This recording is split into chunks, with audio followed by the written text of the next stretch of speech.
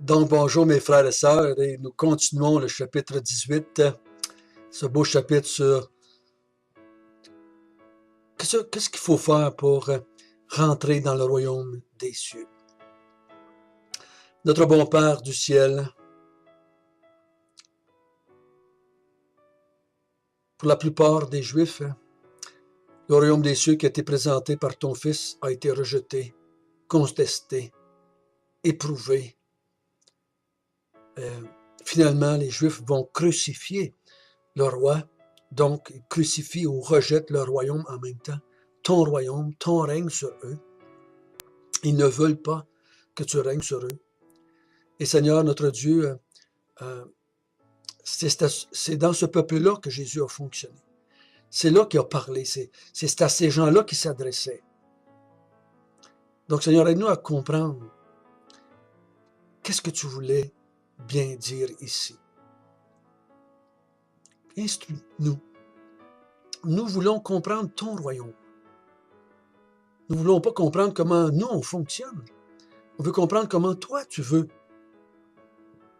que ça fonctionne. Conduis-nous par ton Esprit Saint encore une fois. Amen.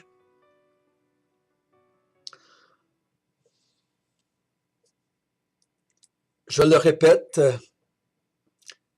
un texte hors de son contexte est un prétexte.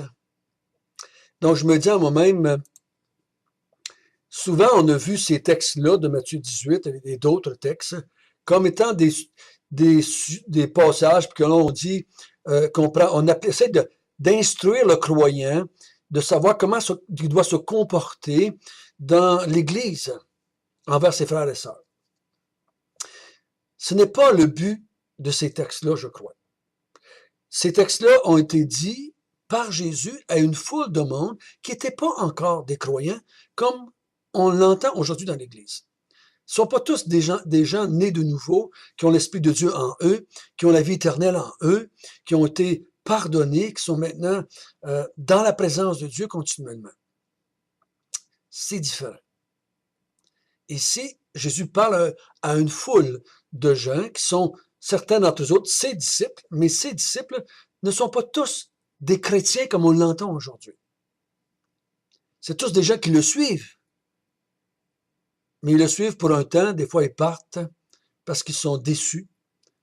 Et comme dans Jean 6, ils ne veulent plus suivre Jésus parce qu'ils trouvent ses paroles trop dures ou quoi que ce soit d'autre. Ou sont déçus de la tournure que ça prend. Un des bels exemples de ça, c'est Judas. Il était un de ces disciples-là. Un de ceux qui ont suivi Jésus pendant 3 ans et finalement va le renier et le rejeter.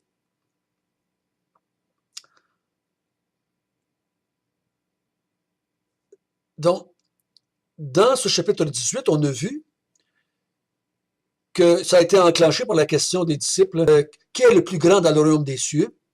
Et Jésus dit, si vous voulez entrer dans le royaume des cieux, vous devez devenir comme des enfants. Vous devez vous convertir et devenir comme des enfants. Vous devez vous rendre humble comme des enfants. Vous laisser diriger, conduire par le Maître, par le Roi, par le règne de Dieu. Vous devez laisser Dieu régner sur vous. C'est ça l'humilité. L'humilité, c'est pas mon vêtement, c'est pas ma façon de parler, c'est pas le fait que je suis un gars retiré ou quoi que ce soit. Le humble, c'est celui qui se laisse diriger par Dieu, qui laisse Dieu régner sur lui. Et on a vu par ensuite que ceux qui sont dans le royaume des cieux, c'est ceux qui ne scandalisent pas et qui ne se laissent pas scandaliser. Et le scandale est là, c'est par rapport à la personne de Jésus. Ce n'est pas par rapport au sexe ou à l'argent ou au mensonge ou à l'eau matérialiste. C'est pas ça qu'on parle ici. Il dit malheur, parce que la conséquence, c'est la géhenne. C'est le feu éternel. C'est la pierre autour du cou. C'est trop fort pour être quelque chose qui est autre chose que cela. Il dit, si tu scandalises, ou tu te laisses scandaliser, tu te laisses détourner de moi, tu te laisses pousser hors de moi, ou tu laisses les gens te convaincre que je ne suis pas le Messie, c'est le feu éternel pour toi. Et là, ce matin, il va continuer, et on va lire à partir du verset 10, jusqu'au verset 14. Gardez-vous de mépriser un seul de ces petits, car je vous dis que leur ange dans les cieux voit continuellement la face de mon Père qui est dans les cieux. Car le Fils de l'homme est venu sauver ce qui était perdu. Que vous en semble? Si un homme a 100 brebis et que l'une d'elles s'est égarée, ne laisse-t-il pas les 99 autres sur la montagne pour aller chercher celle qui s'est égarée? Et s'il la trouve, je vous le dis en vérité, il lui cause plus de joie que les 99 qui ne sont pas égarés. De même, ce n'est pas la volonté de mon Père qui est dans les cieux qu'il se perde un seul de ses petits. Donc Jésus dit, gardez-vous de mépriser. Gardez-vous de mépriser un de ces petits qui croient en moi, je crois. Et qui croient en moi dans le sens qu'on l'a vu hier. Qui sont ses disciples présentement, qui le suivent lui à ce moment-là. Je pense que c'est la meilleure façon de le comprendre. Il ne faut pas penser c'est celui qui méprise un enfant de Dieu ou un enfant de Dieu qui méprise avec un autre enfant de Dieu. Je ne pense pas que c'est ça qu'il parle ici. Il parle de personnes qui méprisent ceux qui suivent Jésus, ceux qui criaient fils de David, ceux qui le voyaient peut-être comme le Messie ou le roi de Dieu. Il dit, si vous méprisez ces petits-là qui sont avec moi, ceux qui me suivent, ceux qui disent que je suis le Messie qui devait venir. Si vous méprisez,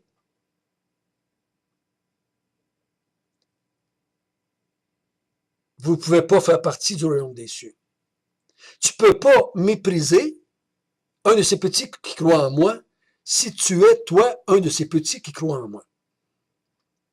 Si tu méprises un de ces petits qui croient en moi, tu me méprises moi. Parce qu'il dit, si quelqu'un reçoit un de ces petits qui croient en moi en mon nom, c'est moi-même qui reçois. Donc, c'est la même vérité que celui qui vous rejette, me rejette. Mais celui qui vous reçoit, me reçoit. Donc, c'est la même vérité ici. Ceux qui méprisaient, ceux qui suivaient Jésus, étaient bien mal foutus. Pourquoi il dit ça? Il dit, car je vous le dis, que leur ange dans les cieux voit continuellement la face de mon Père qui est dans les cieux. Je pense que ça vient de ce verset-là, la question qu'on avait appris quand on était jeune, on avait chacun un ange gardien. Je suis pas sûr que le texte veut aller dans cette direction-là ici. Je suis pas sûr du tout. Je crois que l'apôtre, celui qui a écrit l'Épître aux Hébreux a dit, les anges sont des serviteurs de Dieu, des enfants de Dieu, sont des serviteurs de Dieu auprès de nous. Donc, je crois que les anges sont des serviteurs de Dieu pour le royaume des cieux, dans le royaume des cieux. C'est plus général que dire, on a chacun un ange qui nous suit continuellement et qui veille sur nous. Je ne crois pas que j'irai dans cette direction-là. En tout cas, ce n'est pas le but du texte ici. Le but du texte, c'est Dieu a des serviteurs qui sont les anges, et ces anges-là sont au service de ces petits-là, et ils sont toujours auprès de Dieu, dans les cieux, ils voient la face, donc sont en communion avec Dieu. Donc, Dieu voit ces petits-là, il ne les méprise pas, lui. Il ne les méprise pas, ces petits-là, Dieu. Il y a des serviteurs de ces anges qui s'occupent de ces petits-là, qui ont le regard sur ces petits-là. Il dit, Dieu, lui, il ne les méprise pas, ces petits-là. Pourquoi? Parce que le Fils de l'homme est venu sauver ce qui était perdu. Lui, Dieu a envoyé son Fils. Dieu a envoyé le roi pour que ces petits-là soient sauvés. Donc, si vous les méprisez, vous allez être contraire à la pensée de Dieu. Vous allez être contraire à la volonté de Dieu. Donc, ici, la question des anges, pour moi, ça démontre que Dieu met de la valeur sur ces petits-là. Lui, il les voit comme importants, ces petits-là, parce qu'il y a des anges qui servent, si je pourrais dire, de lien entre les petits et Dieu, ou qui sont les serviteurs de ces petits-là. Et le Fils de l'homme, lui, il est venu sauver ces petits-là. Donc, c'est très important. Dieu a des anges qui les regardent, qui veut prendre soin d'eux autres. Le Fils de l'homme vient sur la terre pour les sauver. Ces petits-là qui sont perdus, il est venu les sauver. Donc, ça veut dire qu'ils sont importants, qu'ils ont une grande valeur. Mépriser, c'est de regarder ça avec dédain, de voir quelqu'un sans valeur. Puis là, il donne une histoire. L'histoire de la brebis perdue. Il dit, il y a un berger qui a 100 brebis et qu'il y en a une qui s'égare et qui va la chercher. Qu'est-ce qu'il fait? S'il la méprise, donne pas de la valeur à cette brebis-là, s'il lui accorde pas de la valeur, puis s'il s'en fiche, il va laisser là et s'en occupera pas. Mais le fait qu'il part et qu'il va la chercher, cette brebis-là égarée, démontre qu'il ne la méprise pas, mais qu'il l'aime et qu'il donne de la valeur et qu'il la veut avec lui. Faut pas charrier avec l'histoire ici, là. Faut pas prendre cette histoire-là et essayer de l'appliquer comme dans Luc 15, par exemple. C'est pas la même, c'est une histoire qui est semblable, mais dans un contexte différent, puis je crois que ça donne un sens différent à la parabole. Ici, ce qu'il est en train de vouloir dire, il la méprise pas, cette brebis-là perdue, parce qu'il vient la chercher. Il vient la chercher. Il dit, de même, ce n'est pas la volonté de votre Père qui est dans les cieux, qu'il ne se perde un seul de ses petits. Dieu ne veut pas qu'aucun de ceux de ces petits-là, du verset 10, ne soit perdu. Mais il veut qu'ils soient sauvés. Il veut que le Fils de l'homme les sauve. Si tu les méprises et tu ne le reçois pas en son nom, si tu les méprises et tu les scandalises, si tu les méprises et tu t'en occupes pas, et tu veux non pas les aider à être sauvés, tu veux pas les emmener au Fils de l'homme pour qu'ils soient sauvés. Si tu n'as pas la même idée envers eux que le Fils de l'homme a, que le Père a, si le fait qu'ils s'approchent de moi en tant que disciples, si ça ne vous cause pas de la joie, un peu comme les pharisiens qui méprisaient les collecteurs d'impôts et les prostituées qui s'approchaient de Jésus, ils les méprisaient. Il dit, vous devriez vous réjouir plutôt. Vous devriez vous réjouir. Vous devriez avoir de la joie qui s'approche de moi au lieu de les mépriser parce qu'ils s'approchent de moi. Et c'était l'attitude des masses en général qui méprisaient ceux qui suivaient Jésus.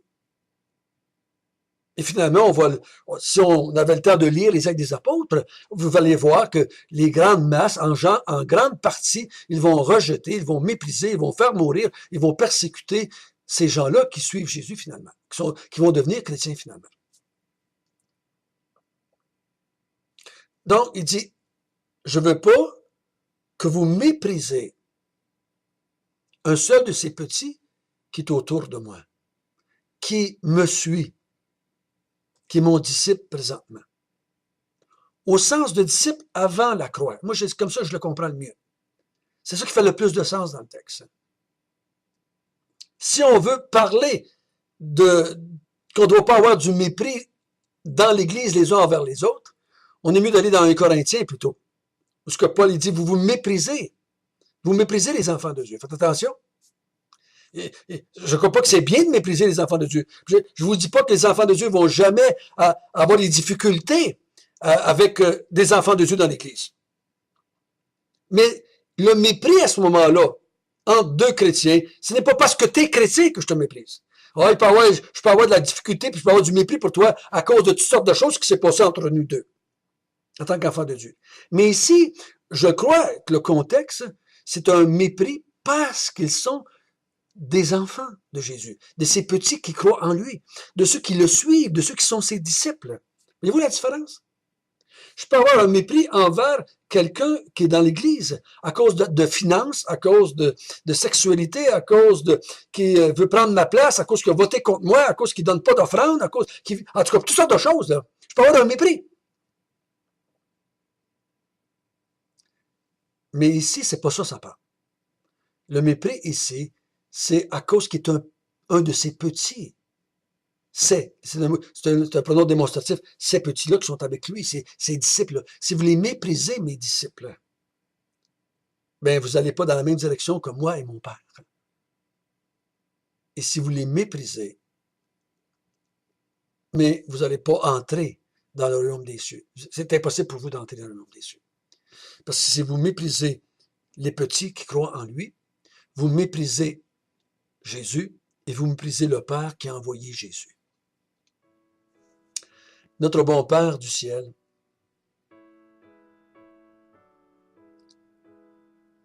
nous ne méprisons pas tes enfants. Nous les aimons parce que ce sont tes enfants. Nous rejetons pas ceux qui croient en toi. Au contraire, nous les aimons. Nous les aimons et nous voulons être avec eux. Et nous, on se réunit avec eux et on parle avec eux, on te glorifie, on te loue avec eux.